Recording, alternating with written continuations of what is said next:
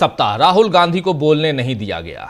राष्ट्रपति के अभिभाषण पर विपक्ष की तरफ से चर्चा की शुरुआत राहुल गांधी ने की थी, लेकिन मामला पूर्व सेना प्रमुख एमएम नरवणे की किताब पर आकर ठहर गया। राहुल गांधी यहां से आगे बढ़ना चाहते थे, वो बताना चाहते थे, कुछ तथ्य, कुछ प्रूफ रखना चाहते थे, ऑथेंटिकेट करना चाहते थे अपनी बातों को, अपने भाषण को, लेकिन उन्हें आगे बोलने नहीं दिया गया। 2 दिन तक ऐसा ही चला। उसके बाद तीसरे दिन फाइनली ओम बिरला साहब ने क्या कहा था, आपने सुन लिया था। ओम बिरला साहब ने कहा था साफ साफ कि नरेंद्र मोदी के ऊपर हमला हो सकता था, अप्रत्याशित घटना हो सकती थी, घट सकती थी, इसलिए नरेंद्र मोदी को नहीं आने का मैंने रिक्वेस्ट किया, आग्रह किया। और उसके बाद नरेंद्र मोदी भी नहीं आए, नरेंद्र मोदी ने भी अपना भाषण नहीं दिया। खबर उसके बाद ये आई कि महिलाओं की टोली आकर नरेंद्र मोदी को बाइट कर सकती थी, यानी काट सकती थी दांत से, इसलिए यहां पर नरेंद्र मोदी को आने से रोका गया। अब सच्चाई क्या है ये तो ओम बिरला साहब बताएंगे और मोदी सरकार बताएगी और इनका खुफिया तंत्र बताएगा, लेकिन इसको लेकर विपक्ष की महिलाएं काफी आक्रोशित हैं, नाराज हैं। उन लोगों ने भी अपनी टोली बनाई है और आगे अब जब अगला सप्ताह आएगा तो उस सप्ताह हम लोग देखेंगे कि क्या कुछ होने जा रहा है, ये मामला और कहां तक आगे बढ़ता है। यानी राहुल गांधी ने जिन पूर्व सेना प्रमुख एमएम मनोज मुकुंद नरवणे की किताब का जिक्र किया था, उसके बाद से वहीं पर जो मामला अटका पड़ा है वो अटका पड़ा है। राहुल गांधी ने एक न्यूज़लेटर आज जारी किया है। उस न्यूज़लेटर में राहुल गांधी ने लिखा है कि मेरे प्यारे देशवासियों और साथियों, इस हफ्ते संसद में कुछ ऐसा हुआ जो न सिर्फ अभूतपूर्व था बल्कि पूरी तरह अलोकतांत्रिक भी था। यह देखिए, यहां पर नेता प्रतिपक्ष के तौर पर जब मैंने एक गंभीर राष्ट्रीय सुरक्षा संकट के दौरान प्रधानमंत्री मोदी की जिम्मेदारी से पीछे हटने पर सवाल उठाया तो मुझे बोलने ही नहीं दिया गया। पूर्व सेना प्रमुख जनरल एमएम नरवणे की किताब के सामने आए तथ्यों ने एक असहज सच्चाई उजागर की है। जब चीन भारत पर दबाव बना रहा था तब प्रधानमंत्री हमारी सेना के साथ खड़े नहीं हुए, इसीलिए बहस रोकी गई, इसीलिए संसद को खामोश किया गया। यह सरकार डर से चलती है, जवाबदेही के डर से और सच्चाई के डर से। भारत को जवाब चाहिए और उसे ऐसी संसद चाहिए जहां स्वतंत्रता से बोला जा सके। उस न्यूज़लेटर को भी आपके सामने थोड़ी देर पहले सामने लेके हम आए भी थे। जरा देखिए इस न्यूज़लेटर में पूरा, इसको जरा दिखाइए नीचे तक। कंप्रोमाइज्ड प्रधानमंत्री, संसद में ये सप्ताह पूरा ये लिख रहे हैं। फिर आए झूठ और डर, उसके बाद अलग अलग यहाँ पर तस्वीरें, वीडियो देखें, ये सब इन्होंने ये न्यूज़लेटर मोदी सरकार को हमारे लोकतांत्रिक मूल्य और उठाओ अपनी परिवर्तन की पहली सीढ़ी है, उठाओ अपनी आवाज, ये बात। इसके साथ इन्होंने कुछ वीडियो जारी किए हैं सोशल मीडिया पे, इंस्टाग्राम पे। एक वीडियो आपको दिखाता हूं। उस वीडियो में पूरा एक रिकैपिंग है। इन्होंने जो पूरा सप्ताह, ये जो सप्ताह बीत रहा है, आज शनिवार का दिन है और जो कुछ हुआ है उसको लेकर आए हैं राहुल गांधी। देखिए जरा इस वीडियो को। I don't think PM will have the guts to come to the Lok Sabha today. No. Because if he comes, I'm going to give him this book. So if PM comes, I will go physically and hand him this book so he can read it. And उनको पता लग जाए कि उनकी सच्चाई क्या है, देश को पता लग जाए। ये सरकार कह रही है कि किताब है ही नहीं। Speaker has said that this book does not exist. Government has said this book does not exist. Rajnath Singh ji has said this book does not exist.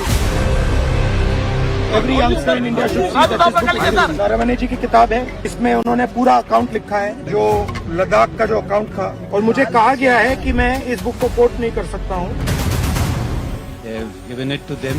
It is still under review. It's been under review for more than a year now. The publishers and the MOD are in constant contact with each other. Ball is in the publishers and the MOD court. But I enjoyed writing the book, for better or for worse, and that's that. जब chief of army staff general Naravane ने राजनाथ सिंह जी को phone किया और कहा कि देखिए Kailash ridge पर Chinese tanks आ गए हैं, हमारी टेरिटरी है, हमें क्या करना है, पहले राजनाथ सिंह जी ने उनको रिप्लाई नहीं दिया। उन्होंने जयशंकर जी से पूछा, NSA से पूछा, राजनाथ सिंह जी से पूछा, कोई रिप्लाई नहीं आया। फिर उन्होंने राजनाथ सिंह जी को फोन किया। राजनाथ सिंह जी ने कहा कि मैं टॉप से पूछता हूँ।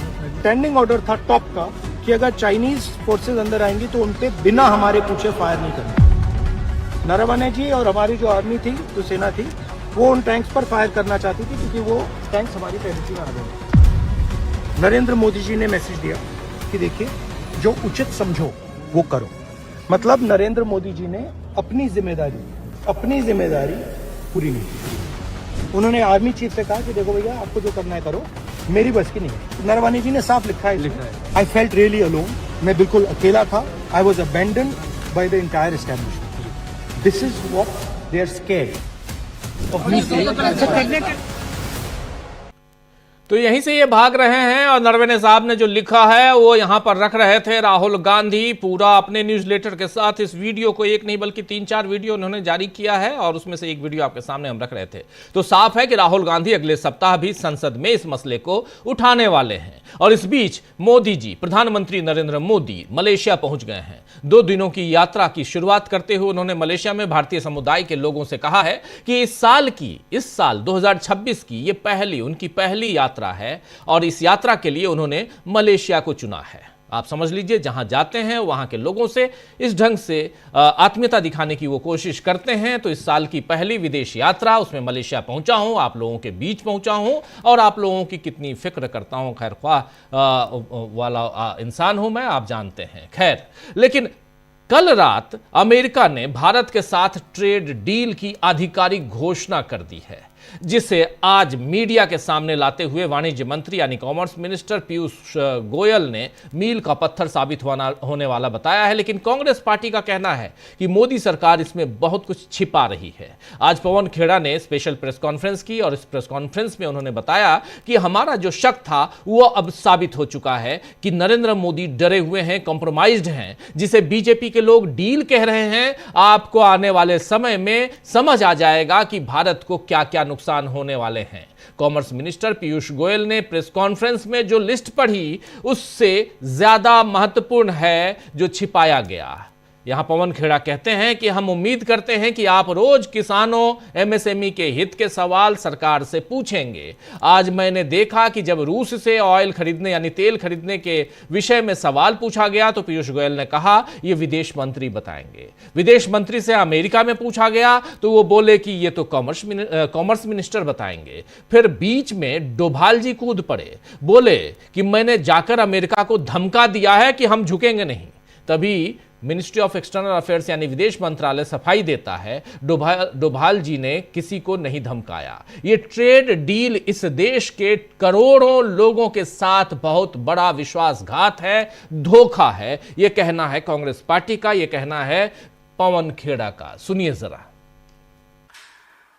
जो एप्स्टीन के जिक्र मेल्स के मोदी जी के कई घनिष्ठ लोगों के उसमें आते हैं, उस पर भी हम चर्चा बाद में करेंगे। लेकिन जो शक की सुई है, अब वो शक की सुई नहीं रही। अब वो साबित हो चुका है, ये आदमी डरा हुआ है, ये आदमी दबा हुआ है, ये आदमी सरेंडर्ड है, ये आदमी कॉम्प्रोमाइज्ड है। ये डील, जिसको ये डील कह रहे हैं, ये डील आने वाले दिनों में आपको पता चलेगा किस किस क्षेत्र में, किस किस सेक्टर में हमको क्या क्या नुकसान देकर जा रही है। सेक्टर्स बहुत हैं, जैसा मैंने आपको कहा कि लिस्ट जो दिखाई गई, जो पढ़ी, जो सुनाई गई वो अलग है, जो छिपाया गया वो ज्यादा महत्वपूर्ण है। हम उम्मीद करते हैं कि आप लगातार रोज किसानों के हित के सवाल, इस देश के जो लघु उद्योग हैं उनके हित के सवाल पूछ के जवाब अमेरिका से नहीं, जवाब पीयूष गोयल से। आज मैं सुन रहा था अपने साथियों में से कोई उनको रशियन ऑयल के विषय में पूछा तो बोले साहब वो मैं नहीं बताऊंगा, वो फॉरेन मिनिस्टर बताएंगे। फॉरेन मिनिस्टर से अमेरिका में कल पूछा, बोले वो मेरे को नहीं मालूम, वो तो कॉमर्स मिनिस्टर बताएंगे। ये इस सरकार की हालत है। और बीच में डोवल जी कूद जाते हैं, मैंने जाके धमका दिया अमेरिका को, मैं नहीं झुकूंगा। और डोवल जी कूदते हैं श्रेय लेने के लिए एक ऐसी डील का जिसका श्रेय किसी को नहीं लेना चाहिए। फिर एमईए क्लैरिफिकेशन देता है कि नहीं नहीं, डोवल जी का कुछ गलत खबर है, वो नहीं गए, उन्होंने नहीं धमकाया। ये है इस सरकार की हालत। कॉमर्स मिनिस्टर कहते हैं विदेश मंत्री से पूछो, विदेश मंत्री कहते हैं कॉमर्स मिनिस्टर से पूछो, डोवल जी कहते हैं मुझसे पूछो, मैंने धमकाया था।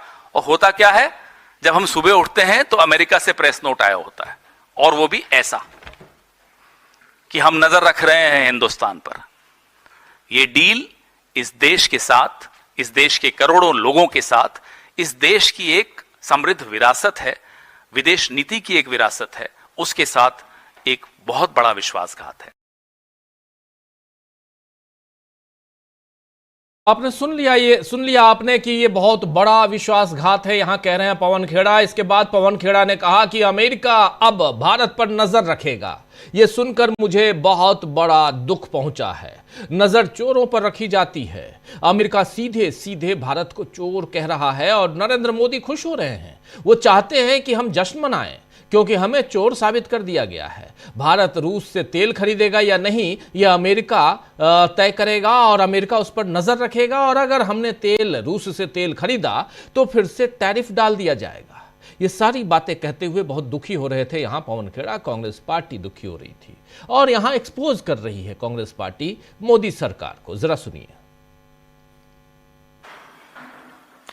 एक कागज मैं आपको दिखाना चाहता हूं कि ये जो धमकी है, ये मुझे बड़ा अटपटा लगा। हम सबको बहुत दुख हुआ कि साहब अमेरिका अब हम पर नजर रखेगा। ये नजर किस पे रखी जाती है साहब? नजर तो चोर पे रखी जाती है। सीधे सीधे भारत को चोर बता रहा है अमेरिका और प्रधानमंत्री जी खुश हो रहे हैं। प्रधानमंत्री जी चाहते हैं कि हम जश्न मनाएं, हम चोर हो गए हैं, हमें चोर साबित कर दिया गया। ये देखिए कि हम रूस से तेल खरीदेंगे या नहीं खरीदेंगे उस पर नजर रखी जाएगी और अगर खरीद लिया तो फिर से हम पर टैरिफ डाल दिया जाएगा। यह क्या हमारा रिश्ता है अमेरिका से कि हम पर नजर रखेगा अमेरिका और हम रखने देंगे नजर? और इसके लिए कहा जा रहा है कि ढोल बजाइए, नगाड़े बजाइए, खुश हो जाइए, डील हो गई। हम इस आदमी को, आप लोग, हम तो नहीं, आप में से कुछ लोग इसको लीडर मानते थे। हम तो कहते थे लीडर तो नहीं है, चलो डीलर होगा। और ऐसी डील लाया तो ना लीडर है ना डीलर है। ये है क्या? ये नरेंद्र मोदी क्या है? लीडर तो नहीं था कभी, न था, न हो सकता है, न है। अरे हमने सोचा अडानी अंबानी के लिए डील लाते हैं तो हो सकता है देश के हित के लिए भी कोई डील लाएंगे, अच्छी डील लाएंगे। ये खाक है डील, ये डील लाए हैं।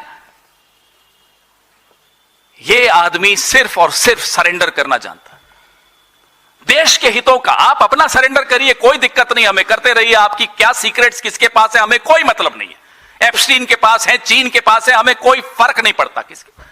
लेकिन आपकी सीक्रेट्स के चलते अगर देश के किसानों को नुकसान होता है, देश के आत्मसम्मान को नुकसान होता है, तो जी हां, हमें दिक्कत है और हम आवाज उठाएंगे। आप दबा दीजिए राहुल गांधी की आवाज लोकसभा में, हम बाहर उठाएंगे, उठाते रहेंगे आवाज। और जब एक बार कोई कॉम्प्रोमाइज हो जाता है ना, कॉम्प्रोमाइज शब्द बड़ा महत्वपूर्ण है जो राहुल जी ने इस्तेमाल किया पार्लियामेंट में। जब एक बार एक व्यक्ति कॉम्प्रोमाइज हो जाता है, फिर वो झुकता चला जाता है, बिछता चला जाता है, सब कुछ लुटाने को तैयार हो जाता है। वही आज नरेंद्र मोदी की हालत है, वही आज इस देश के प्रधानमंत्री की हालत है। क्या ऐसा प्रधानमंत्री देश के लिए हितकारी हो सकता है? एक मिनट के लिए भी हितकारी नहीं हो सकता, क्योंकि वो कॉम्प्रोमाइज है, वो झुक गया है, बिछ गया है, न्यौछावर हो गया है। ये डील से मालूम पड़ता है। ऑपरेशन सिंदूर के वक्त, सीज फायर के वक्त संशय था, शक था, लेकिन अब वो शक जो है बिल्कुल यकीन में बदल जाता है। ये है, हमें चोर साबित किया जा रहा है और हम खुश हो रहे हैं। पीयूष गोयल जी मुस्कुरा रहे थे, मुस्कुराहट उसकी जा ही नहीं रही थी। ये क्या हाल है इस देश का? कैसे बना दिया इस देश को? यहां तक कैसे आए हम? यानी मोदी सरकार भले अमेरिका के साथ ट्रेड डील पर अपनी पीठ थपथपा रही हो, देश की जनता को इसके फायदे गिनाने की कोशिश कर रही हो, लेकिन कांग्रेस पार्टी उसे आईना दिखा रही है, उसकी गलतियों को सामने ला रही है। मोदी भले ही इस सप्ताह लोकसभा में विपक्ष के सवालों से बच निकले, लेकिन अगले सप्ताह उनके लिए और मुश्किलों भरा, अगला सप्ताह जो है वो मुश्किलों भरा रहने वाला है, जब राहुल गांधी के साथ साथ दूसरे विपक्षी दल भी कई अहम मुद्दों पर नरेंद्र मोदी की सरकार को घेरेंगे। किसान भी नाराज दिखाई दे रहे हैं और खासकर इस मसले पे, इस मामले पर, अमेरिका के साथ डील पर। तो आज चर्चा करेंगे दोस्तों कि क्या एक्सपोज हो रही है यहां मोदी सरकार। मोदी सरकार की रणनीतियां क्या एक्सपोज हो रही हैं। इन तमाम मसलों पर चर्चा करते हैं। हमारे साथ कुछ वरिष्ठ साथी जुड़े हुए हैं, उनसे पहले आपका परिचय करवाता हूं, फिर आगे बढ़ते हैं। जरा स्क्रीन पर हमारे तमाम साथियों को ले आइए। देखिए 4 वरिष्ठ साथी हमारे साथ जुड़े हुए हैं। शकील अख्तर जी हैं, अंशु नैथानी जी हैं, अमलेंदु उपाध्याय जी और संजय सिंह साहब हमारे साथ हैं। आप सबका स्वागत है, इस्तकबाल है, स्वागत इस्तकबाल। अब तमाम दोस्त साथी शुभचिंतक आप सबका जो अब तक जुड़ चुके हैं उनका भी, जो जुड़ने वाले हैं उनका भी इस कार्यक्रम में। शकील जी, सबसे पहले आपके पास ही आना चाहता हूं। सप्ताह बीत रहा है, कल तक पार्लियामेंट कल 12 बजे ही उसकी घोषणा हो गई, 12 बजे या 2 बजे की। अब अगले सप्ताह सोमवार 11 बजे तक के लिए स्थगित। लेकिन यहाँ पर ज़रा आपसे समझना चाह रहा हूँ कि अमेरिका से ट्रेड डील मोदी सरकार की नैया कैसे पार लगाएगा, ये जो मामला है उसकी बात मैं कर रहा हूँ।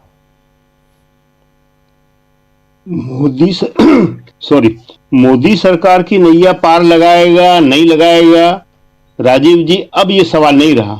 अब तो देश की नैया का सवाल आ गया। इस देश की नैया का क्या होगा, उसके खिवैया मोदी जी हैं। राष्ट्रीय सुरक्षा और राष्ट्रीय हित दोनों पे इतना बड़ा खतरा मंडरा रहा है और कोई कोशिश भी नहीं हो रही। सब कुछ उनके ऊपर छोड़ दिया है। जो अमेरिका को करना है अमेरिका करे, जो चीन को करना है वो चीन करे। आज तो कांग्रेस ने बहुत बड़ी बात कह दी। जो पवन खेड़ा ने कहा है कि आपके सीक्रेट किसके पास हैं, प्रधानमंत्री के सीक्रेट हैं, कुछ गोपनीय है, कुछ ऐसी चीज है जिसकी वजह से उन्हें दबाया जा रहा है, उन्हें डराया जा रहा है। एपस्टीन फाइल का नाम ले लिया उन्होंने। प्रधानमंत्री को इस पे खुद आके व्यक्तिगत रूप से बात साफ करना चाहिए। देश के प्रधानमंत्री के लिए ये बहुत बुरी बात है। अगर ऐसा है तो फिर अमेरिका कहेगा कि हम नजर रखेंगे। कितनी शर्मनाक बात है कि हम कहते हैं हम विश्वगुरु हैं, और विश्वगुरु तो खैर चलिए, उनको तो बड़ी बड़ी बातें कहने का शौक है, मगर भारत एक बड़ी ताकत तो हमेशा से रहा है और उसके ऊपर कोई दूसरा देश नजर रखे। थानों में हाजिरी लगाई जाती है, बहुत खराब शब्द है ये। पुलिस बुला के रोज पूछती है जिन पे नजर रखी जाती है। ये शब्द गांव गांव पहुंच गया है और नजर रखना सब जानते हैं किन पे रखी जाती है, उनका समाज में क्या स्थान होता है। भारत को उस स्थिति में ले आइए। ये जो डील हुई है, अमेरिका ने जिसकी घोषणा की है, वाकई जो है इसमें जितना बताया जा रहा है उससे बहुत ज्यादा छुपाया जा रहा है। भारत में अब क्या क्या आएगा, जो जो भी उनके पास अतिरिक्त उत्पादन होगा, जिसका भी उन्हें प्रयोग करना होगा, जीएम क्रॉप्स, वो प्रयोग की अवस्था में है भारत में कि में उसके लिए अनुमति नहीं मिल रही है। यूपीए के टाइम से चल रहा है ये। क्यों? क्योंकि बड़ा सीधी इसकी बात है कि जीएम क्रॉप्स वहां पे की जाती है या वहां पे जरूरत होती है जहां उत्पादन कम हो। भारत का किसान जो है और भारत का कृषि वैज्ञानिक जो है हरित क्रांति के बाद से देश के लिए पर्याप्त अन्न उत्पादन करने लगा है, अतिरिक्त अन्न उत्पादन करने लगा है। तो जीएम क्रॉप्स की हमें जरूरत नहीं है। और एक बार जीएम आ गई, क्या क्या उसका असर होगा, क्या नहीं होगा, किसी को नहीं मालूम। क्या हम उससे निपट पाएंगे? अमेरिका के लिए प्रयोग होगा। वो प्रयोग कर रहा है भारत के अंदर आके कि इंसानों पे क्या असर होगा। उन्होंने जो मध्यम वर्ग शब्द का इस्तेमाल किया है पवन खेड़ा ने कि मध्यम वर्ग पे इसका व्यापक असर होगा। मध्यम वर्ग का सोच ले, चेत जाए कि उसके और उसके बच्चों पर इन चीजों का क्या असर होगा। ज्वार आएगी वहां से। ये मिलेट की बात करते हैं, अन्नश्री कहते हैं उसको। शब्दों के तो ये इतना शब्दों का आडंबर करते हैं। वो ज्वार जो है वो वहां से यहां आएगी। ज्वार जो यहां पे भरपूर होती है हमारे यहां। तो बहुत बड़ी समस्या है ये, बहुत बड़ा देश के लिए खतरा है, दोनों चीजों के लिए। चीन की तरफ से जो आपने सुनवाया अभी राहुल का, नरवाने का, मतलब उनके टैंक बढ़ते चले आ रहे हैं। वहां से जोशी जी कह रहे हैं नरवाने साहब को और नरवाने कह रहे हैं रक्षा मंत्री को कि 1 किलोमीटर रह गए, 500 मीटर रह गए, बिल्कुल करीब आ गए, हमारी सेना तैयार है, आदेश दें। कोई आदेश नहीं। और जो बात कही है 3 घंटे बाद, अगर पहली बार में ही कह देते तो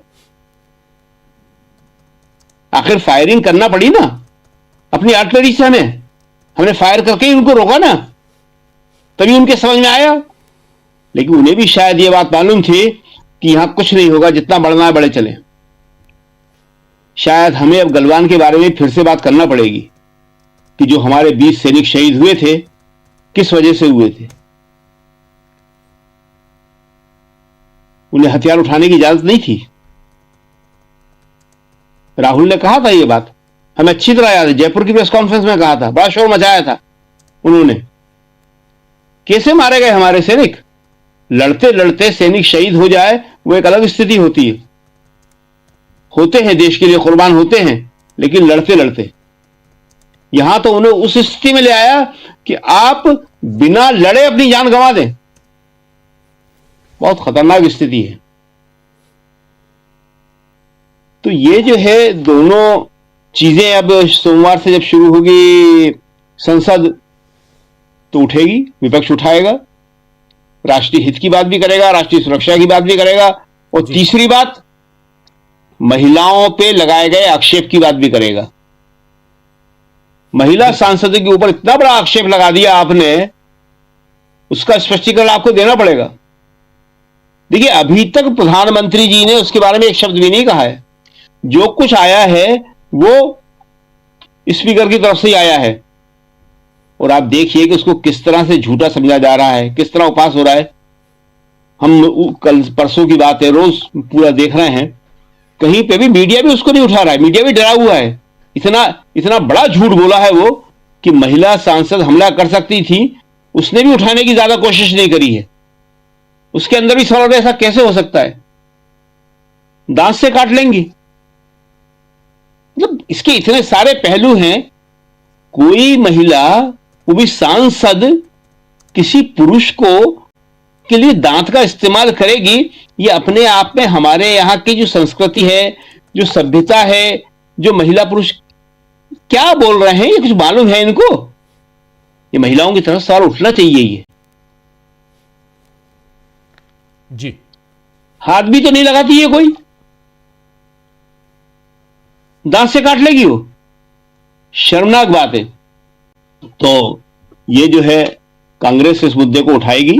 सोमवार से ये फिर से सवाल उठेंगे सारे के सारे संसद में जी। और राहुल जो है, राहुल तो इसको उठाएंगे ही। जी बिल्कुल बिल्कुल, आप सही कह रहे हैं। राहुल गांधी यहां पीछे हटने को तैयार नहीं हैं और बार बार उस किताब का जिक्र कर रहे हैं। राहुल गांधी जब भी अपनी बात ला रहे हैं या उनसे कोई भी सवाल पूछा जा रहा है तो वो वही कह रहे हैं कि जो उचित समझो वो करो।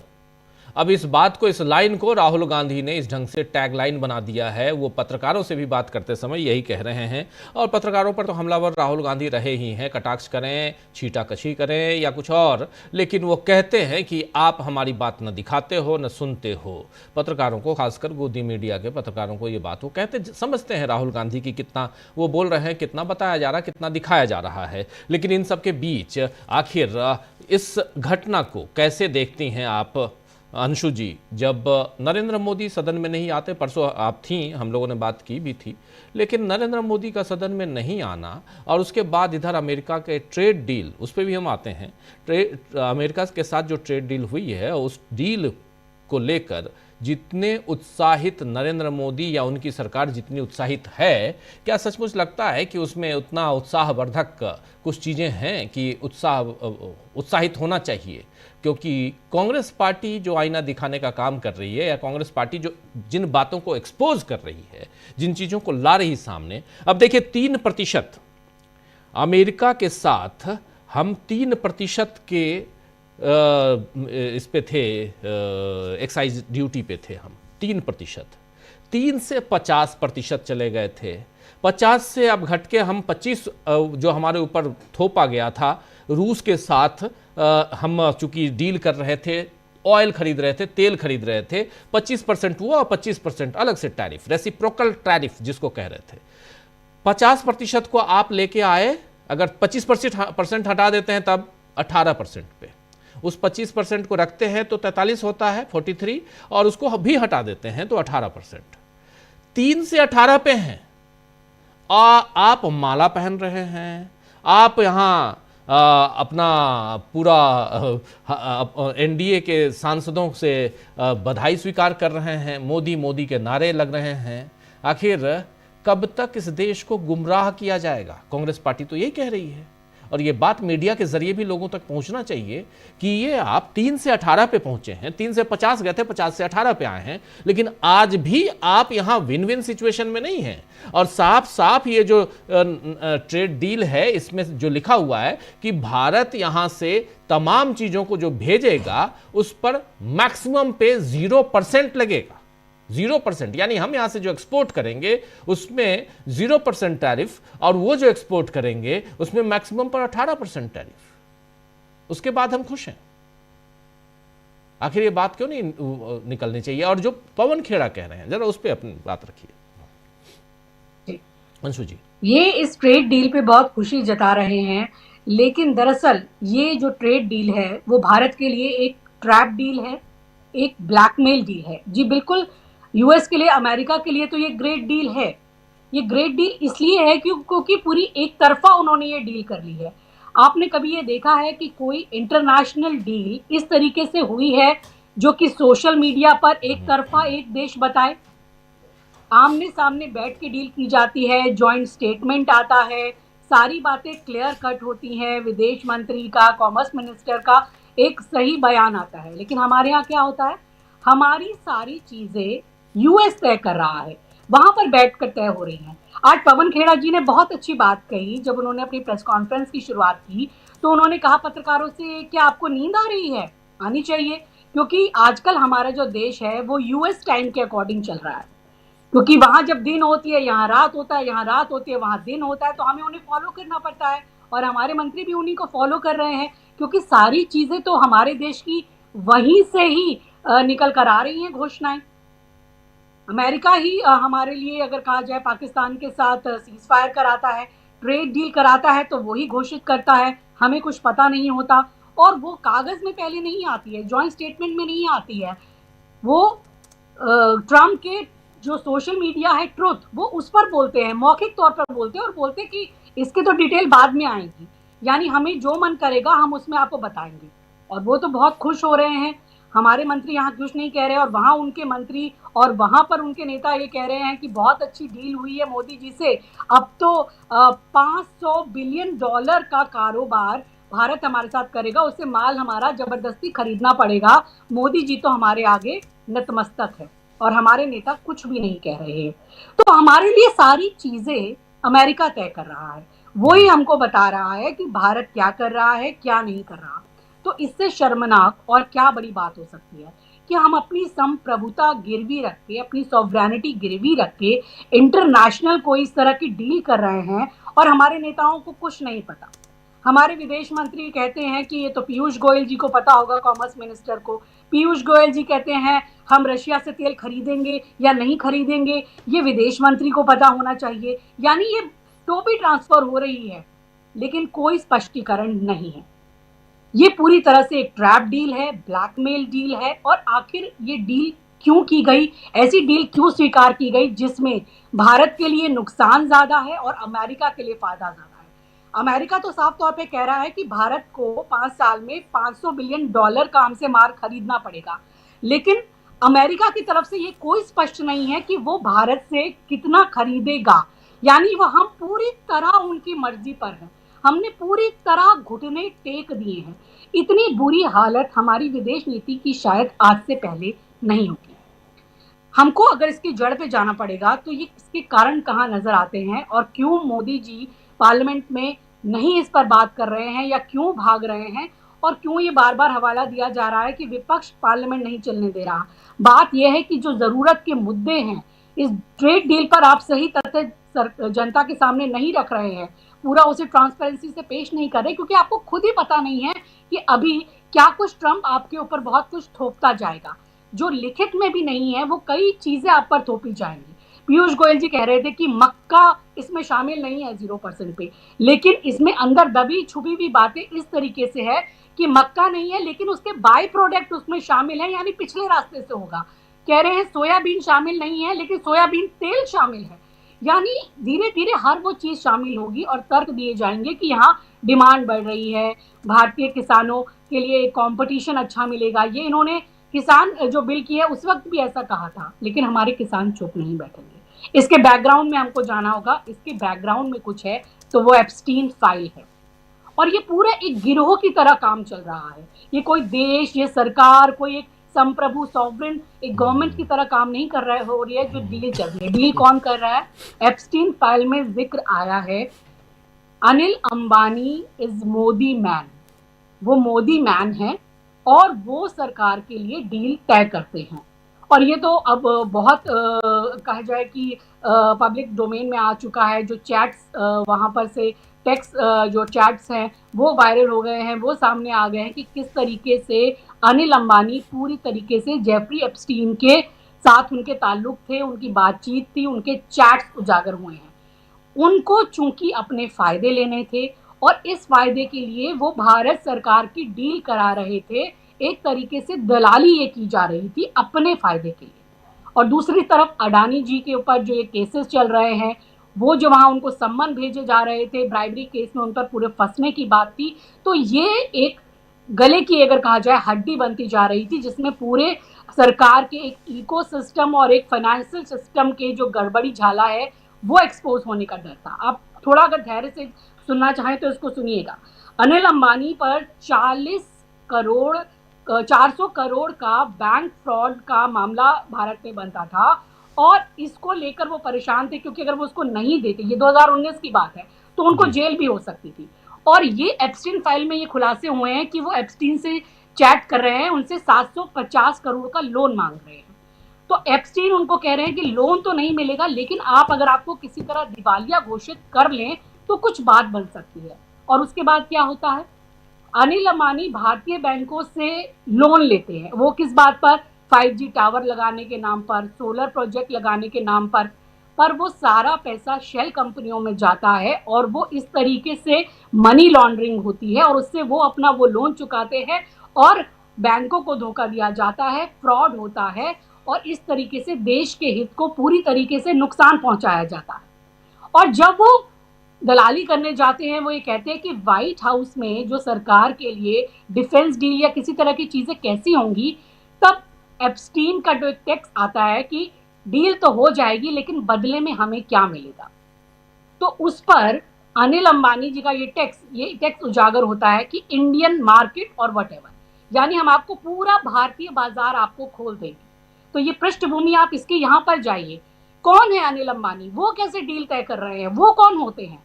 तो आप सोचिए, ये गिरोह की तरह काम हो रहा है, एक फाइनेंशियल गिरोह काम कर रहा है और पूरे देश की अगर कहा जाए विदेश नीति और एक संप्रभुता को दांव पर लगाया हुआ है।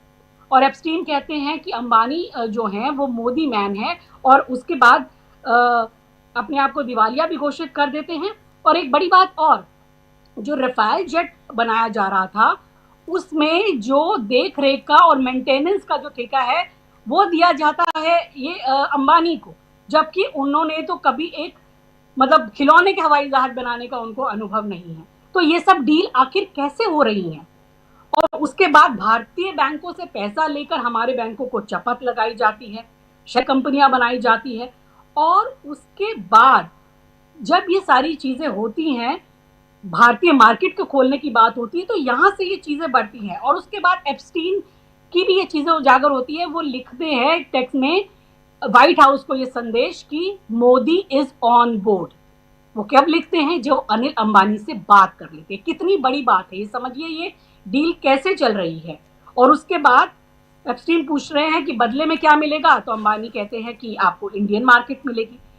तो ये समझिए ये कितना बड़ा खेल है। मोदी जी क्यों बच रहे हैं पार्लियामेंट में आने के लिए? आपको मैं ये बता दूं, ये पार्लियामेंट का पूरा सेशन, इस पर कोई चर्चा नहीं होगी, कोई बात नहीं होगी। ये इतना बड़ा मुद्दा है ट्रेड डील का कि आखिर सरकार की ऐसी कौन सी नस दबी हुई है कि अमेरिका हमारे लिए सब कुछ तय करता है। वो कहता है रशिया से तेल मत लो तो हम तेल नहीं लेंगे, जबकि रशिया हमारा इतना अगर कहा जाए शुरू से वो हमारा सच्चा दोस्त रहा है और हमारी हर मुसीबत में वो काम आया है। और हर कोई जानता है कि जब हम पाकिस्तान के साथ हम युद्ध के मुहाने पे थे, जब युद्ध चल रहा था, तो किस तरीके से अमेरिका तो कभी भी हमारी मदद के लिए नहीं आया, वो तो पाकिस्तान के साथ खड़ा था। और चाइना कैसे पाकिस्तान के सपोर्ट में था।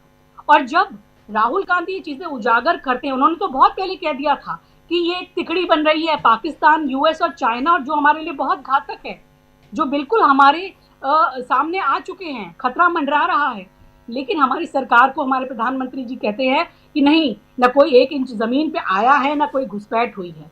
और वही जब बातें गलत साबित होती है नरवणे जी की किताब से, वो कोई सिंपल कोई सिपाही सेना के या कोई ऐसे छोटे लेवल पे नहीं, एक जनरल, आर्मी जनरल ये बात कह रहा है और पूरे ऑथेंटिकेट कर रहे हैं कि जो उचित समझो वो करो। यानी कि उनको छोड़ दिया गया। जब चीन के साथ हम युद्ध के मुहाने पे थे, कुछ भी हो सकता था। तो ये किस चीज के डर थे, ये क्यों ये खौफ था?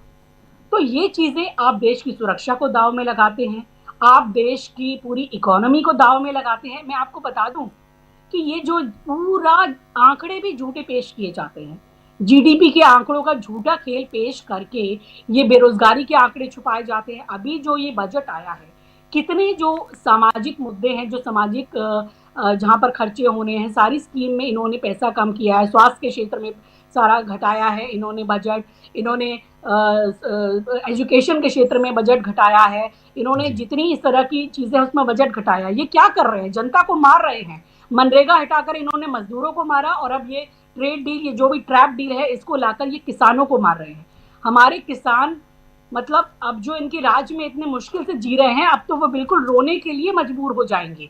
डेयरी प्रोडक्ट्स पर भी अब आएगा, सब कुछ आएगा। ये पहली बार हो रहा है इतिहास में जब हमारे किसान, हमारे कृषि प्रोडक्ट जो है वो इंटरनेशनल ट्रेड डील का हिस्सा बन गए हैं। इससे पहले ये नहीं हुआ था। हमने अपने पैरों पे खुद कुल्हाड़ी मार ली है, और वो तो खुश होंगे ही, क्योंकि उन्होंने तो सब स्पष्ट किया है ये अमेरिका के लिए ग्रेट डील है, लेकिन हम लोगों के लिए ये एक ट्रैप डील है। एक जो बात कही जाती थी ना, कि कहते थे, जिस तरीके से आरोप लगाते थे डॉक्टर मनमोहन सिंह को कि वो मौनी बाबा है या वो बोलते नहीं है, लेकिन उनके जैसा साहसी प्रधानमंत्री होने की ये सोच भी नहीं सकते।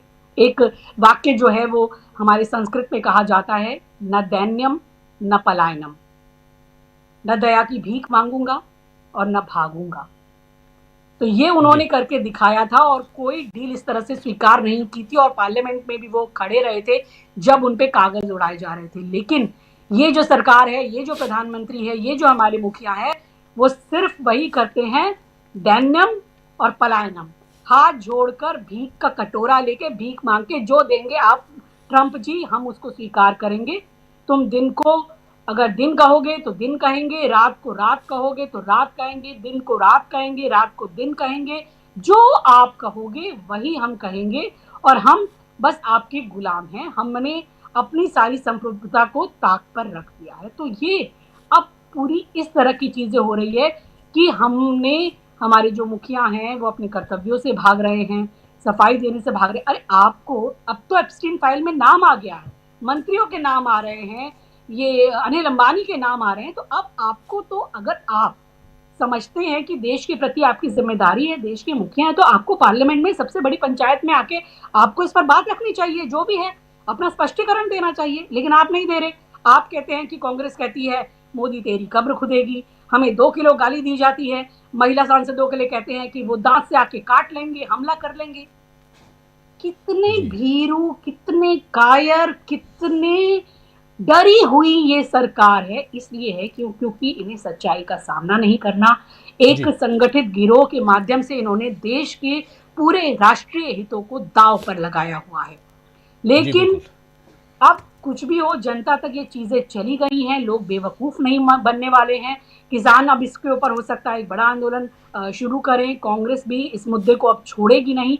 और आप ये मान लीजिए कि अभी भी संसद चलेगी तो ये जानबूझ के ये खुद चाहेंगे कि संसद ना चले और इसका ठीकरा विपक्ष पे फोड़ा जाए, और मोदी जी को ऐसा कोई मौका ना आए कि उनको कोई सफाई देनी पड़े या बात करनी पड़े।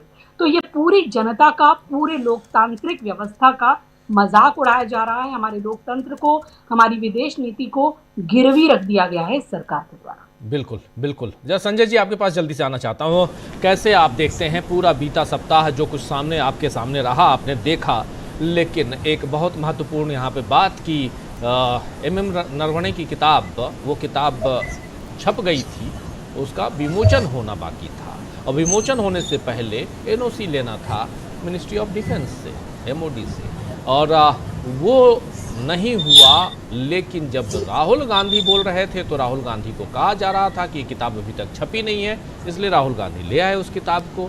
तो किताब से लेकर अमेरिका तक नरेंद्र मोदी की सरकार कैसे एक्सपोज हो रही है, संजय कुमार सिंह साहब? नरेंद्र मोदी की सरकार चारों तरफ से घिर गई और घिरने में एप्स्टीन फाइल है, अमेरिका से डील है, ट्रंप से दोस्ती है और नरवणे की किताब में जो रक्षा संबंध, विदेश संबंध, सारी बातें हैं और दोनों एक साथ खुलासा हो रहा है। मतलब एप्स्टीन फाइल और नरवणे की किताब से भारत विदेश संबंध, चीन का हमला वगैरह वगैरह सारी बातें, और सब अपने अपने लेवल पे काफी सीरियस है। माने इनमें किसी को भी इग्नोर नहीं किया जा सकता, किसी को भी कम करके नहीं आंका जा सकता है। तो उसमें इनके पास कोई ऑप्शन नहीं था कि ये, और उधर ट्रंप भी वैसे ही फंसे हैं, ट्रंप भी एप्स्टीन फाइल में है और ट्रंप को अपने यहाँ वही सब करना है। मेड फॉर ईच अदर दोनों पहले से कहे ही जाते हैं, दोनों एक तरह के हैं, एक तरह से काम करते हैं वगैरह वगैरह। तो मुझे लगता है, या जो सब हो रहा है उसमें मुझे लगता है कि ट्रंप से जो डील है वो हेडलाइन मैनेजमेंट का हिस्सा है और बाकी चीजों को दबाने के लिए या साइड ट्रैक करने के लिए है, और जिसमें मुझे लगता है कि काफी कुछ कामयाबी मिल रही है लोगों को, दोनों पक्ष को। माने वो सिर्फ भारत के लिए नहीं है, वो अमेरिका के लिए भी है और उसमें इसको कामयाबी मिल रही है, क्योंकि ये जो युद्ध वाला मामला है या जनरल नरवणे वाला जो मामला है, वो पुलवामा से लेकर ना कोई घुसा है ना कोई घुसा तक, और हर चुनाव से पहले इस तरह का कुछ हो जाना बहुत मायने रखता है। और जिस ढंग से किताब में वर्णन है उससे लग रहा है कि वो सामान्य हमला नहीं था, और जिस ढंग से जब जरूरत पड़ी, मैंने जिस दिन राहुल गांधी ने संसद में इसकी चर्चा की, उसी दिन रात में अचानक ट्रंप ने घोषणा कर दी, और ट्रंप ने घोषणा की, उसके बाद ये नरेंद्र मोदी ने घोषणा की, और वो जो दोनों के ट्वीट है या एक्स का पोस्ट जो है वो आप देखिए दोनों लगभग सिमिलर है, और जाहिर है उसमें जो ट्रंप ने कहा है उसकी नरेंद्र मोदी बात नहीं करते, नरेंद्र मोदी जो बात करते हैं उसकी ट्रंप नहीं बात करते, दोनों लोगों ने अपना अपना करा है और एक खबर बन गई। और उस खबर के बारे में ये छपा कि अभी 3-4 दिन बाद आए, अब वो उसका एग्रीमेंट आएगा और मार्च में वो इम्प्लीमेंट होगा, ये अभी कल परसों खबर छपी थी। तो इस लिहाज से वो पूरा मामला उस दिन या उस दिन के बाद के लिए बनाया गया था कि ये वाली खबर जो मूल खबर है इसकी जनरल नरवणे वाली, या जो उस दिन क्या हुआ था या उसके आगे पीछे क्या हुआ था, मैंने सिर्फ उस दिन की बात नहीं है, उससे पहले ही ना घुसा है ना कोई घुसा है ना कोई घुसा हुआ है वाला मामला था। और उसके बाद फिर काफी दिन तक चीन का कब्जा रहा भारतीय क्षेत्र में, और फिर वो ये कोविड के बाद वापस गए, और जब वापस गए तो कई दिनों तक अखबारों में छपा कि वो वापस जा रही है सेना वगैरह वगैरह। तो इस तरह से जो इन लोगों ने खबरें छपवाई हैं उन सब का की पोल खुल रही है, और ये पता चल रहा है कि उस समय भी हेडलाइन मैनेजमेंट हो रहा था। तो इसलिए चूंकि फंस गए हैं, और इसलिए जो मूल मुद्दा है, असली मुद्दा यही है कि उस पर बात न हो, एप्स्टीन फाइल और ये चीन से संबंध या चीन का हमला या उसको आप जो भी कहिए। तो इन दोनों को छिपाने के लिए अभी बेस्ट था या सबसे सस्ता या सबसे आसान था कि ट्रेड डील वाले मामले पे विवाद कर दिया जाए, और ट्रेड डील वाले मामले पे विवाद इसीलिए हो रहा है, इसीलिए किया जा रहा है, मुझे लगता है कि बाकी चीजें ठंडे बस्ते में तक चली जाए या ठंडी हो जाए। और जहां तक किताब का मामला है, ये सबको पता है, माने अगर राजनाथ सिंह को नहीं पता हो सकता है, लेकिन जो लोग भी किताब के बारे में जानते, लिखते पढ़ते, किताब जिनकी छपी है, किताब समीक्षा के लिए जाती है रिलीज होने से पहले, और ISBN नंबर मिलने के बाद किताब छप जाती है। तो किताब परमिशन मिलने की अब कोई मतलब नहीं है। किताब अगर किसी ने लिख लिया तो जाहिर है उनको परमिशन था या वो एलिजिबल थे तब लिखेंगे, और किताब लिखना पहले से शुरू कर देंगे। अगर 2 साल के बाद लिखना है तो लिखना पहले शुरू कर देंगे, 2 साल के बाद वो छपेगी या 2 साल के बाद ISBN नंबर लिया जाएगा। तो ये सारी तैयारियां उन्होंने बिना कुछ नियम का उल्लंघन करके नहीं किया होगा, सब कुछ नियमानुसार ही किया होगा। और जाहिर है कि वो किताब छप जाएगी, रिव्यू के लिए जाएगी, ये एडवांस सेल के लिए जाएगी, और वो सब हुआ था, सब हम लोगों ने देखा है। अमेजन पे था, एडवांस बुकिंग हो रही थी, प्री सेल हो रहा था, सब कुछ हो रहा था। तो उसके बाद ये कहना कि किताब छपी नहीं है इसलिए नहीं पढ़ने देंगे, वो सब बहाना था। और जाहिर है अगर किताब नहीं पढ़ने देना होता तो निशिकांत दुबे को भी नहीं पढ़ने देते। लेकिन अब वो कोशिश ये है कि किताब के मुकाबले किताब, ताकि मामला किताब पे आ जाए, किसी तरह घुमा फिरा के लोग किताब पे ले आना चाहते हैं, और नरवणे की किताब की चर्चा नहीं हो, दूसरी किताबों की चर्चा वो करना चाहते हैं, या किताब प्रकाशन, अनुमति, किसकी किताबें हैं वगैरह वगैरह ले आके उस पर चर्चा कर लेंगे।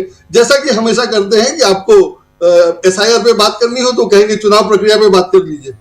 अभी SIR में भी बुरी तरह फंसे हुए हैं। SIR में पहले तो कहा गया था ना कि हम विदेशी नागरिक देख रहे हैं, लेकिन देख क्या रहे हैं? लॉजिकल क्या है वो, तर्कसंगत विसंगति, तो लॉजिकल डिस्क्रिपेंसी। तो लॉजिकल डिस्क्रिपेंसी की बात कहां से आ गई? वो तो आपको नागरिकता देखना था, उसमें लॉजिकल डिस्क्रिपेंसी तो नागरिकता में है ही नहीं। आप डेट ऑफ बर्थ देख रहे हैं, उम्र देख रहे हैं, माँ बाप के जन्म का अंतर देख रहे हैं, ये सब तो देखना ही नहीं है। और इसके बारे में स्वीकार कर लिया गया कि वो सॉफ्टवेयर की गलती है। तो सॉफ्टवेयर की गलती है या सॉफ्टवेयर नहीं है तो उसको रोक दो, मत करो। उसमें पैसा खर्च हो रहा है, समय खर्च हो रहा है, लोग मर रहे हैं, लेकिन उसको रोका नहीं जा रहा है। तो बात उस पर होनी थी, उसको रोकना है। तो उसको अगर रोक देंगे तो अगला चुनाव बीजेपी नहीं जीतेगी, तो उसको भी नहीं रोकना है। तो सारा मामला ये है कि ट्रेड डील पे ले आके लग दो और बाकी जो चल रहा है तो चलने दो। तो मोदी सरकार जैसे काम कर रही है, जो करना चाहती है वो सब करे जा रही है, और उस पर ध्यान ना दिया जाए उसके लिए ट्रेड डील कर लिया गया है जैसे तैसे, और किया नहीं गया है।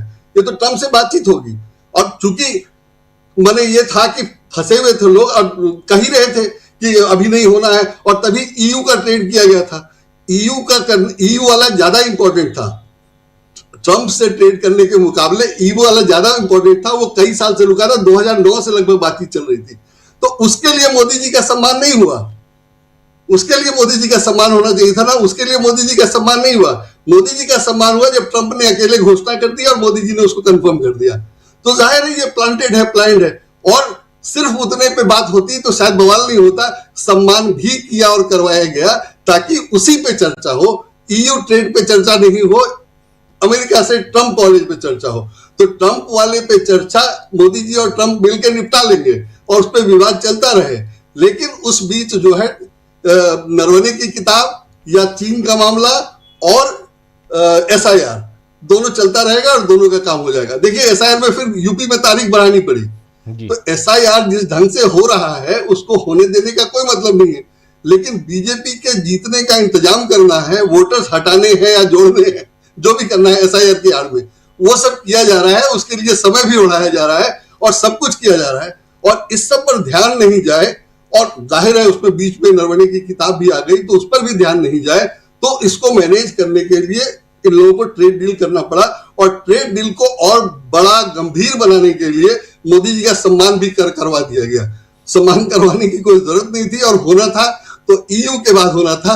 EU के बाद नहीं हुआ, इसके बाद हुआ। ये सब इसीलिए है कि जानबूझकर ये सब क्रिएट किया जा रहा है। जैसे किताब नहीं छपी है तो नहीं पढ़ने देंगे वगैरह वगैरह, ये सब का कोई मतलब नहीं था। और ये सब जाहिर है, मैंने राहुल गांधी किताब लिया, ऐसा नहीं है कि राजनाथ सिंह को अंदाजा नहीं होगा कि किताब आ जाएगी और किताब हो जाएगी। और किताब तमाम लोगों के पास है। हाँ, किताब में शशि थरूर का वो है, टिप्पणी है कि किताब बड़ी अच्छी है वगैरह वगैरह। 5 लोगों के 5 विशिष्ट हस्तियों का, उसमें एक मुझे शशि थरूर का नाम याद है। तो जाहिर है कि किताब पहले कई लोगों को भेजी गई है, और उसमें कम से कम 5 लोगों का तो मैंने ही देखा है। वो किताब सेना को समर्पित है। तो उस किताब को रोकने का तो कोई मतलब नहीं था, और इन लोगों ने रोका है तो इनको सब पता होगा। और सब पता होने के बावजूद अगर ये लोग कर रहे थे तो इसलिए कर रहे थे कि वो इनकी मजबूरी थी। और जब वो मामला आ गया तो जानते हैं कि वो कितना बड़ा बवाल है, इसलिए उसको रोकने की कोशिश की गई। और सिर्फ इससे नहीं रोकता, इसीलिए सांसदों का मामला लाया गया, दांत काट लेने जैसे मुद्दे लाए गए कि आप उस पर चर्चा नहीं करेंगे तो करेंगे क्या, आप उसी पे चर्चा करिए, जो असल मुद्दा है वो छूट गया। नहीं तो दांत वात काटने का क्या? इंदिरा गांधी को तो सुरक्षा कर्मियों ने गोली मार दी थी, और इंदिरा गांधी को पता था, इंदिरा गांधी को कहा गया था कि सिखों का मामला है, सिख सिक्योरिटी गार्ड नहीं होने चाहिए थे, लेकिन इंदिरा गांधी ने उनको नहीं हटाया। तो इंदिरा गांधी की हत्या से क्या देश की बदनामी नहीं हुई? देश की सुरक्षा प्रणाली पे सवाल नहीं उठा। वैसे ही अगर नरेंद्र मोदी पे हमला हो ही जाता संसद में तो ठीक है, हो जाता, लेकिन उनके भाग जाने से तो कम बदनामी होती है। तो उनके भागने से बदनामी करना है या सांसदों के दांत काटने से जो बदनामी होनी है वो देखना है। तो जाहिर है इन लोगों को ये वाला सूट करता है, इन लोगों ने इसका ऑप्शन चुना। तो इस तरह से पूरा मामला ये किया जा रहा है कि इनके फेवर में जो है वो काम हो जाए, या ऐसा ही हो जिसको बाद में कंट्रोल करें या लिपापोती कर सके, ताकि बड़े बड़े मामले ना खुले। कहीं ये ना आ जाए कि पुलवामा कैसे हुआ था जी, या गलवान क्यों हुआ था, या क्यों करवाया गया था, कैसे हुआ था। बहुत संभावना है, बहुत आशंका है कि करवाया गया था, करवाया गया होगा। तो ये सब ना खुल जाए, उससे रिलेटेड पता नहीं किताब में क्या, किताब पढ़ूंगा तो पता चलेगा उससे रिलेटेड कुछ है कि नहीं, वगैरह वगैरह, वो सब देखना पड़ेगा। और मुझे लगता है कि मामला यही है कि ध्यान बंटवा दिया जाए दूसरी तरफ, और एक जो बहुत गंभीर मामला है उसकी चर्चा ना हो। राजीव जी, बिल्कुल बिल्कुल आप सही कह रहे हैं। दांत काटने वाली बात जो है वो बड़ा आश्चर्यजनक है। और किस दिशा में आखिर लेके जाना चाहते हैं आप? सांसदों को क्या समझ रखा है आपने, चाहे महिला हो या पुरुष हो? मतलब ये करेंगे? सिखों का उदाहरण आप दे रहे हैं, जो उनके साथ हुआ, इंदिरा गांधी के साथ हुआ, वो एक टेररिज्म वाली बात थी। वहाँ टेररिस्ट थे, वहाँ पंजाब का मामला था और वो एक अलग स्थिति थी। लेकिन यहाँ पर आप कहाँ लेके, मैं आपकी बात नहीं कर रहा हूँ संजय जी, मैं बात ओम बिरला साहब की कर रहा हूँ, इस पूरे संसदीय प्रणाली की कर रहा हूँ। हमारे साथी शकील जी वहाँ लगातार रोज़ रहते हैं, आंखों देखी बताते भी हैं और बहुत कुछ वहाँ पर देखते हैं। हम लोग भी कई बार वहाँ रिपोर्टिंग में रहे हैं, देखे ही हैं, आप भी, हम भी, अंशु जी, सब ने। तो इसलिए ये बहुत दुखद है जो चीज़ें आ रही हैं। ये गरिमा को, संसदीय प्रणाली को, सरकार की गरिमा को, उसको गिराती है। हमारे लोकतांत्रिक जो पद्धति है उसमें कहीं ना कहीं छेद वाली बात है यहाँ पे। लेकिन अमलिंदु जी, आप इसको कैसे देखते हैं? आप क्या सचमुच अमेरिका को सामने लाकर ये ढाल बनाने की कोशिश है, या उस ढाल में खुद ही दब जाएगी ये सरकार, ऐसा माना जाए?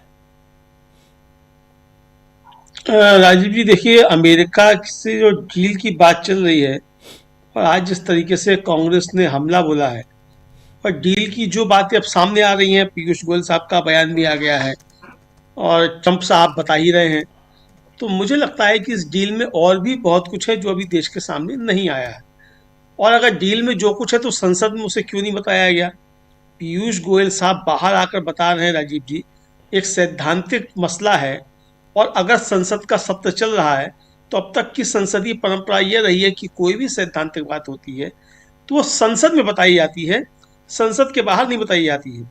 यूपीए की सरकार भी थी राजीव जी, और पहले भी सरकारें रही हैं, उस समय भी अगर कोई मंत्री बाहर बयान दे देता था तो इस पर बड़ा संसद में बवाल होता था कि जब संसद चल रही है तो आपने ये जानकारी संसद को ना देकर आपने बाहर क्यों दे दी? तो पीयूष गोयल साहब ने जो जानकारी बाहर दी है वो संसद के अंदर क्यों नहीं दी? सवाल ये है, और मुझे लगता है कि सोमवार को जब संसद होगी तो ये मसला उठना चाहिए कि भाई आप जो जानकारी बाहर दे रहे हैं वो जानकारी आप संसद को क्यों नहीं दे रहे हैं? तो एक मसला तो राजीव जी ये है। दूसरा की जो डील की बात है, मुझे लगता है राजीव जी कि ये सरकार बुरी तरीके से घिरी हुई है और पूरा देश इन्होंने ट्रंप के हाथों बेच दिया है। क्योंकि जो भी शर्तें आ रही हैं या बताई जा रही हैं वो ट्रंप जो बता रहा है वो आके बाद में सिर्फ उसकी पुष्टि की जा रही है कि हाँ ये इस तरीके से हुआ है, लेकिन उस पर जो है मुलम्मा चढ़ाने की कोशिश की जा रही है कि भाई हमने किसानों के हित नहीं बेचे हैं, हमने किसानों के हितों से कोई समझौता नहीं किया है, हमें बहुत लाभ होगा, इस तरह की बातें बताने की कोशिश की जा रही है। इस डील के बीच में जो कृषि और पशुओं से संबंधित जो डील है राजीव जी, उसमें ये खुलासा अभी तक नहीं किया, जैसा कि अखिलेश यादव ने सवाल उठाया कि वो मांसाहारी दूध आएगा कि नहीं आएगा, मांसाहारी दूध के उत्पाद आएंगे कि नहीं आएंगे। तो हमारे सनातनी जो व्रत करते हैं वो अब सनातन धर्म की रक्षा अब कर पाएंगे कि नहीं कर पाएंगे, क्योंकि मालूम नहीं पड़ेगा कि जो वो खा रहे हैं व्रत में तो वो मांसाहारी दूध से बना हुआ है या किससे बना हुआ है। तो मोदी जी बताएं कि भाई अब मांसाहारी दूध आएगा कि नहीं आएगा, इस पर स्पष्ट होना चाहिए, क्योंकि ट्रंप तो अड़ा हुआ था कि मांसाहारी दूध भेजेगा वो यहाँ, और इसको लेकर सवाल उठ रहे थे कि भाई यहाँ तो होता नहीं है। तो इसलिए राजीव जी बहुत सारी चीज इसके अंदर हैं। और जैसा कि आज पवन खेड़ा ने कहा कि आपकी कुछ फाइल्स चाहे चीन के पास हो और चाहे एपस्टीन के पास हो, हमें इससे क्या लेना देना। आपकी कुछ भी फाइल हो राजीव जी, अगर मान लीजिए कोई फाइलें थी भी और हैं भी कुछ फाइलें, और इसके बाद अगर मोदी जी अड़ जाते कि चाहे मेरी तुम कोई भी फाइल सार्वजनिक कर दो, लेकिन अपने देश के साथ मैं गद्दारी नहीं करूंगा, समझौता नहीं करूंगा इस मसले को लेकर, तो वो फाइल कुछ नहीं बिगाड़ पाती। कुछ होती भी तो अगर इस तरीके की कुछ बात है तो यहाँ तो उनको अड़ जाना चाहिए था कि भाई अगर आप इस फाइलों को खोलना चाहते हैं बिल्कुल खोल दीजिए, हमें कोई दिक्कत नहीं है, लेकिन अपने देश की अर्थव्यवस्था के साथ, अपने देश के नागरिकों के स्वाभिमान के साथ और अपनी देश की संप्रभुता के साथ हम किसी भी तरीके का कोई समझौता नहीं करेंगे, चाहे आप हमारी व्यक्तिगत कितनी भी फाइल लाकर खोल दीजिए। तो मोदी जी के हाथ में राजीव जी अजर अमर होने का एक अस्त्र था, जो उन्होंने डर कर जो है, जो कह रहे हैं राहुल गांधी भी कह रहे हैं कि कंप्रोमाइज नहीं और डरपोक है, तो वो डर कर और कंप्रोमाइज होकर जो है वो अपने हाथ से गंवा दिया है। भारत की संप्रभुता की रक्षा के लिए, भारत के हितों की रक्षा के लिए मोदी जी अड़ सकते थे, दोस्ती अपनी चंप से तोड़ सकते थे कि हमारी तुम्हारी दोस्ती अलग है, मगरमच्छ बचपन में हम लोगों ने भले ही साथ में पकड़े हों, लेकिन मैं अपने देश के साथ विश्वासघात नहीं कर सकता, देश नहीं बिकने दूंगा, जो कहा था मैंने वो मैं नहीं बिकने दूंगा। ये मोदी जी कर सकते थे, जो मोदी जी नहीं कर पाए हैं। जी, मगरमच्छ साथ में आप कह रहे हैं, क्या साथ साथ पैदा हुए थे क्या? बड़नगर में वो भी थे क्या डोनाल्ड ट्रंप साहब? इसीलिए गए थे शायद अहमदाबाद लेके गए थे पिछली बार, याद कीजिए। खैर, आना चाहता हूँ, अब मगरमच्छ की कहानी आप बाद में बताइएगा, लेकिन बहुत इंटरेस्टिंग है। आप कह रहे हैं साथ में मगरमच्छ पकड़े थे साथ साथ। आना चाहता हूं शकील जी आपके पास। शकील जी, क्या ये वही सवाल है कि क्या यहाँ पर ट्रेड डील जो है एक बहाना है और इसके पीछे बहुत कुछ अंदर खाने चल रहा है और अपनी सरकार को बचाना है? ये है नरेंद्र मोदी की सरकार का मामला या मामला कुछ और है? क्या कुछ दिखाई दे रहा है और अगला सप्ताह कैसा रहने वाला है संसद के लिहाज से? शकील जी। राजीव जी, सरकार को क्या बचाना, अब तो खुद को बचाने की बात है। अमलेंदु जी बहुत उकसा रहे हैं कि बोल दें ऐसा कि मेरा व्यक्तिगत जो भी हो दे दें, उसी को बचाने के लिए तो सब कुछ हो रहा है। राहुल एप्स्टीन फाइल का नाम ले चुके, कांग्रेस ने ऑफिशियली, आज पवन खेड़ा ने नाम ले लिया एप्स्टीन फाइल का। अब इसके बाद क्या बचा है? देखिए, हालत बड़ी तेजी के साथ बदल रहे हैं और मोदी जी के खिलाफ जा रहे हैं। उनके जो नैरेटिव थे, जो कहानियां वो चला देते थे, अब वो चल नहीं रही हैं और ये सब दिखने लगा है। देखिए, दो उदाहरण हैं इसके बहुत बड़े। एक, बीजेपी बहुत सोच के निशिकांत दुबे को सामने लाई थी कि निशिकांत दुबे के जो आरोप हैं, जो भद्दे कमेंट हैं, जो अश्लील वल्गर गालीनुमा बातें हैं, वो चल जाएंगी और मीडिया और जनता उस पर चर्चा करने लगेगी। लेकिन उसको मीडिया ने उठाया ही नहीं। थोड़ा बहुत उठाया, लेकिन मीडिया भी समझ गया कि इससे हम खुद अपनी रक्षा नहीं कर पाएंगे, हमारी क्रेडिबिलिटी खत्म हो जाएगी। और जनता में तो ये सवाल गए ही नहीं। जनता तो जानती है कि ये सब ये ऐसे ही कहते रहते हैं। दूसरा, उसके बाद इन्होंने एक उससे ही बड़ा दांव खेला कि अगर निशिकांत दुबे नहीं चले तो अब मोदी जी को खतरा बताओ। बहुत बड़ी बात है ये तो यही चलना चाहिए था। भारत के प्रधानमंत्री को खतरा कांग्रेस के द्वारा, लेकिन ये भी नहीं चला। ये बात भी जनता में नहीं गई और इसको भी मीडिया उठाने से डर गया, घबरा गया। उसे लगा कि ये तो हमारी क्रेडिबिलिटी को बिल्कुल खत्म कर देगा। संसद के अंदर कोई कैसे हमला कर सकता है, सवाल ही पैदा नहीं होता। और जो अभी आप ही ने कहा कि उस टाइम आतंकवाद का एक बड़ा इशू था इंदिरा गांधी वाली बात के समय, सही बात है। इस वक्त ऐसा कौन सा इशू था कि जो कोई उनके ऊपर हमला कर दे? इशू क्या था? सामान्य जो है आरोप प्रत्यारोप, राजनीति की बातें ये सब चल रही थी, किताब की बात थी, इसे हमला करने वाली बात कहां से आ रही थी? तो ये दोनों चीजें नहीं चली। ये किस बात के संकेत हैं? ये इस बात के संकेत हैं कि जो 12 साल से मोदी जी का नैरेटिव चल रहा था, मोदी जी की कहानी चल रही थी, जो मोदी जी कहे वही सही, कुछ भी मोदी जी बोल देते थे वही चलने लगता था, अब वो नहीं चल रहा है। तो इसलिए अब सवाल सरकार बचाने का नहीं है, सवाल जो है मोदी जी को खुद बचाने का है। यही स्थिति अगर रहेगी, और रहने वाली है, क्योंकि मोदी जी के हाथ में कोई कार्ड ही नहीं है, कुछ कर ही नहीं सकते हो। तो उधर से अमेरिका करेगा, उधर से चीन करेगा, तो बीजेपी और आरएसएस भी ये कहेगी कि भाई साहब ये कब तक? आखिर देश का सवाल है, वो लोग भी तो इंसान हैं, वो भी लोग भी तो सोचेंगे आखिर, और उनकी अपनी राजनीति भी तो है कि कब तक। क्योंकि एप्स्टीन फाइल की बात अभी तक चोरी छुपे हो रही थी, लेकिन ऑन रिकॉर्ड आ गई वो। जब नेता प्रतिपक्ष कह दे, कांग्रेस ऑफिशियली कह दे उसको, फिर क्या बचा है उसमें? तो अगर ये उसमें कुछ है तो मोदी जी को इसका जवाब देना पड़ेगा, छुपा नहीं सकते वो। और अगर उसके नाम पे अमेरिका ब्लैकमेल कर रहा है, ट्रंप साहब ब्लैकमेल कर रहे हैं, तो कल कहां तक ले जाएगा अमेरिका? सोचना ही मुश्किल है। फिर तो ट्रंप क्या क्या मांगेंगे आपसे, क्या क्या करवाएंगे आपसे, और अभी करवा ही रहे हैं। जो ये डील है, इससे ज्यादा शर्मनाक बात कोई हो नहीं सकती। पवन खेड़ा बता रहे थे बहुत सही तरीके से, 3% टैरिफ देके हमारा व्यापारी जो है, हमारा उद्योगपति जो है, अमेरिका के बाजार में अपना माल ले जाता था। 3% देता था, वो 50 हुआ, 25 हुआ, 18 हुआ, और हम खुश हैं। 3 से 18 हो गया, मुद्दा यह है। लेकिन आज मीडिया इसको इस तरह नहीं बता रहा है।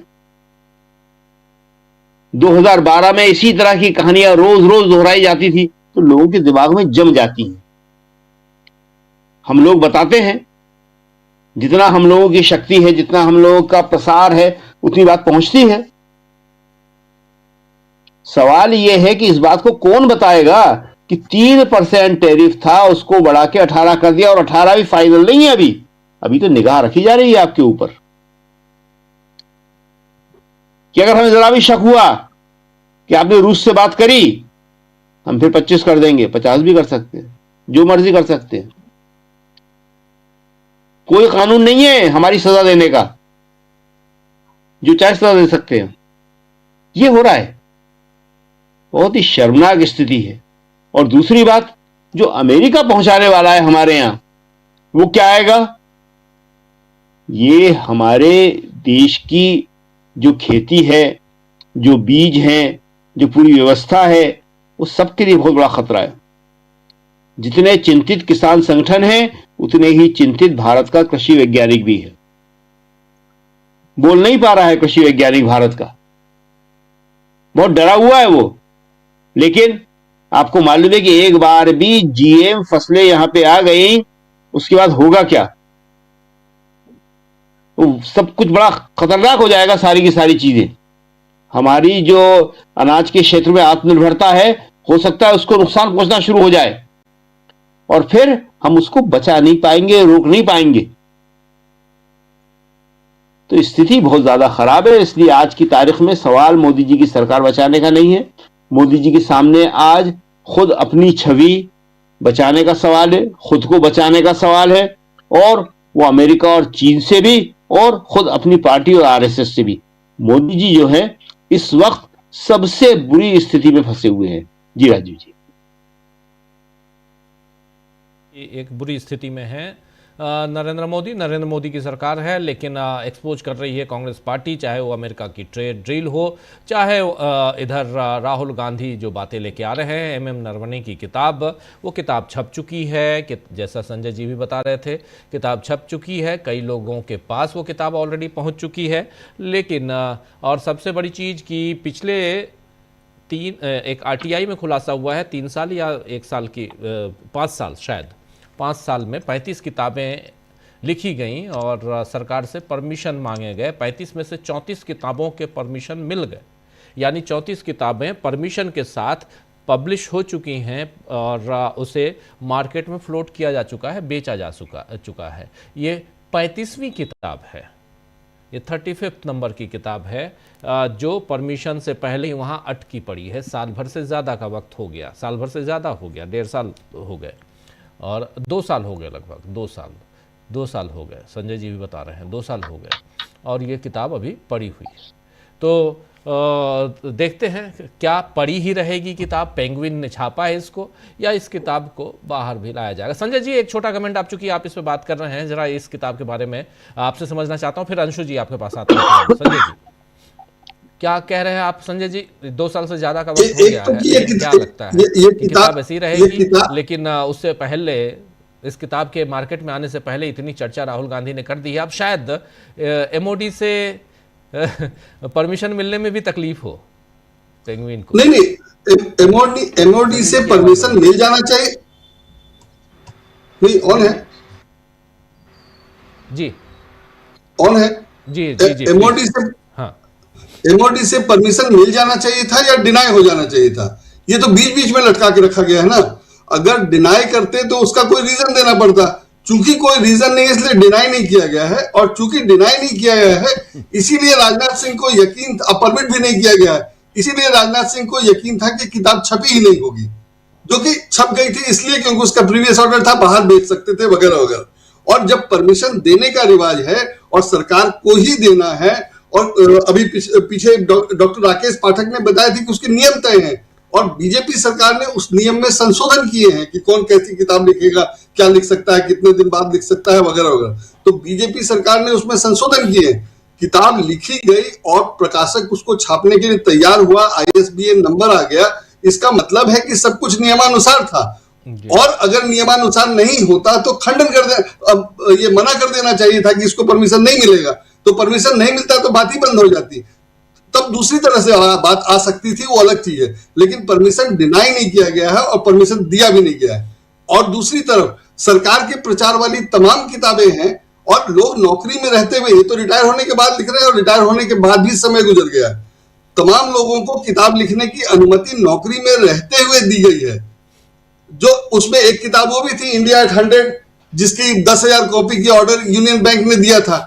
तो सरकार जो चाहती है वो उसके प्रचार वाली किताबें छप रही हैं, जो सरकार को पसंद नहीं है उसको रोक दिया जाता है। और संयोग से ये एक किताब उसमें से है जिसको सरकार ने ना मना किया है ना छपने दिया है। इंडियन एक्सप्रेस की जो खबर है वो उनकी है कि 350 ही परमिशन के लिए आए और एक को परमिशन नहीं मिला। लेकिन लोग जानते हैं कि इसके लिए परमिशन नहीं मिलेगा, वो इंतजार कर रहे हैं कि ये किताब, मुझे जानकारी है कि एक प्रकाशक ने नीच नाम से किताब छापने से मना कर दिया था और उसने कहा कि नहीं, मैं कोशिश ही नहीं करूंगा क्योंकि मुझे ये अनैतिक लगता है।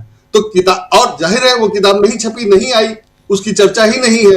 लेकिन मैं जानता हूं कि ये किताब नीच नाम से बन रही थी तो, या बनने की तैयारी थी। तो इसका मतलब है कि लोग भी जानते हैं कि कौन सी किताब छप सकती है या किसका परमिशन मिलेगा, किसका नहीं मिलेगा, कौन सी बिकी नहीं पाएगी। बहुत सारी किताबें हैं जो बिकी ही नहीं, जिसकी चर्चा नहीं हुई। उसमें राणा अय्यूब की किताब है गुजरात फाइल्स, तो तमाम फाइल्स की चर्चा होती है। गुजरात फाइल्स वाली किताब छपी और उसमें परमिशन की जरूरत नहीं थी, पर ना बिकी ना उसकी चर्चा हुई। चर्चा हुई मतलब कि वो सरकारी स्तर पे चर्चा नहीं हुई, सरकारी जवाब नहीं आया उसका, उसमें जो सरकार पे आरोप है वो सब नहीं आया। तो इस तरह से किताबों की पॉलिटिक्स अलग है, और आए किताब पे चर्चा करें, बहुत मजा आएगा, उसमें बहुत सारा मसाला है, उसमें भी कोई दिक्कत नहीं है। निशिकांत दुबे समझ रहे हैं कि उन किताबों की बात करेंगे जिसमें जो छप चुकी है, वो तो छप चुकी है, जो सबको पता है। जो नहीं छपी उनकी बताता हूं ना मैं, वो 50 किताबें हैं जो नहीं छपी, जिसकी परमिशन नहीं मांगी गई या परमिशन नहीं मिली, वो अलग है, बहुत सारे मामले हैं। जी जी, बिल्कुल बिल्कुल बिल्कुल। किताबों की दुनिया को बहुत नज़दीक से आप देखते हैं, समझते हैं, इसलिए संजय जी आपसे ये बात पूछ रहा था। लेकिन आना चाहता हूँ अंशु जी आपके पास। अंशु जी कैसे देखती हैं, क्या अगला सप्ताह भी ऐसे ही रहने वाला है जैसे बीता सप्ताह हमने देखा, और काला अध्याय हमने देख लिया संसदीय प्रणाली में, और परंपरा की दुहाई देने वाली सरकार परंपरा को कैसे तार तार कर रही है, ये सब कुछ हम लोगों ने देखा है। लेकिन नरेंद्र मोदी की रणनीतियां कैसे एक्सपोज हो रही हैं, इसी पे हम चर्चा कर रहे हैं। और इसमें कहाँ पे आपको दिखाई देते हैं नरेंद्र मोदी, अगर ये सीधा पूछा जाए कहाँ दिखाई देते हैं?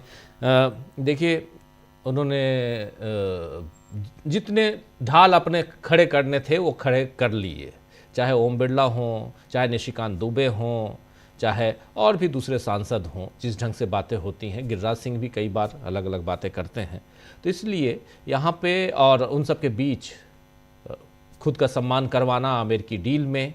और ये एक बढ़िया सवाल संजय जी ने शायद किया था या आपने किया था कि यूरोपियन डील, जब यूरोपीय संघ के साथ में डील हुई तो उस समय आखिर उनका, संजय जी कह रहे थे, उस समय आखिर क्यों नहीं सम्मान हुआ? उस समय भी सम्मानित करवाते, बड़ी डील हुई थी और शानदार डील हुई थी। लेकिन अमेरिका के साथ आप इस बात को इतना एक्सपोज क्यों कर रहे हैं?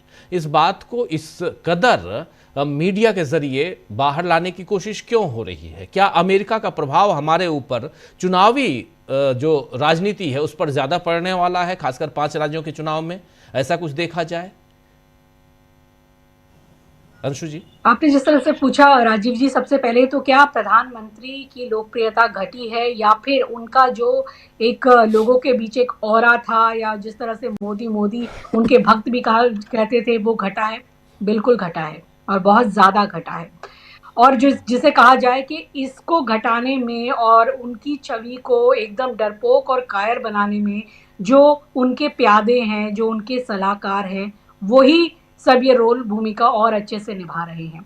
मुझे तो पता नहीं कि प्रधानमंत्री जी का भाषण कौन लिखता है, लेकिन जिस तरह का उन्होंने संसद में भी भाषण पढ़ा, जिसमें वो मतलब अगर 1.25 घंटे 1 घंटे 35 मिनट का भाषण था, तो वो उसमें अधिकांश टाइम वो गांधी परिवार को एक तरीके से अपमानित करते रहे, नेहरू जी को अपमानित करते रहे, 2-2 किलो गाली का जिक्र करते रहे, और मोदी तेरी कब्र खुदेगी इस तरह से कह के अपने आप को बिल्कुल विक्टिम दिखाते रहे। ये सब एक पैंतरे होते हैं, लेकिन वो कहते हैं ना कि बार बार वही दाव चलने से कबड्डी के खेल में या किसी भी खेल में ओपोनेंट भी जान जाता है कि ये वही दाव चलेगा, और फिर वो उसको उसी के दाव में फंसा देता है।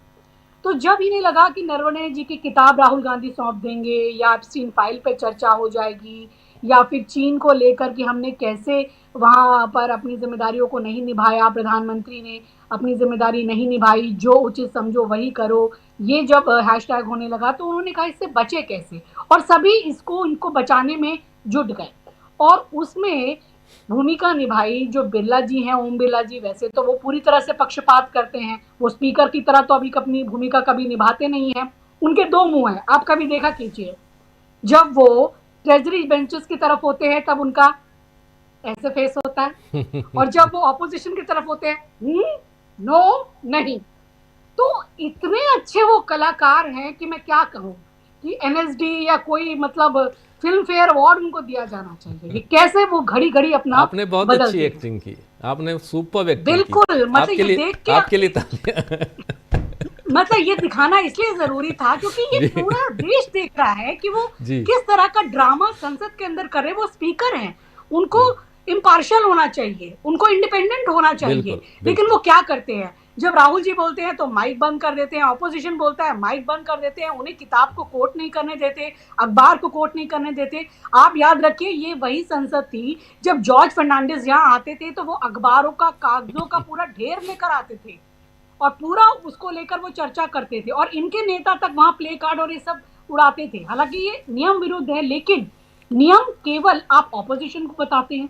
जब आपके जो नेता हैं वो बोलने के लिए खड़े होते हैं, जो दुबे जी खड़े होते हैं और वो अंट-शंट बोलते चले जाते हैं, तब ना आप माइक ऑफ करते हैं, ना उन्हें रोक पाते हैं। तो पक्षपाती आपका ये पूरी तरह से रवैया है। लेकिन जब उन्हें लगा कि अब मोदी जी को कैसे बचाएं, राहुल जी किताब दे देंगे तो पूरा ही ये तो मटिया मेट हो जाएगा, हमारे जो 56 इंच के सीने वाले हमारे प्रधानमंत्री हैं वो कैसे बचेंगे। तो चलिए, कुछ करना है तो ये कह देते हैं कि चूंकि महिला सांसद उनकी सीट तक आ गई थी तो महिला सांसदों से उनको डर था, कहीं वो उन्हें दांत से न काट देती, कहीं उन पर हमला न कर देती। पर इससे क्या हुआ, चाल और उल्टी पड़ गई। पूरे देश में यही चर्चा होने लगी कि जिसका 56 इंच का सीना है, जो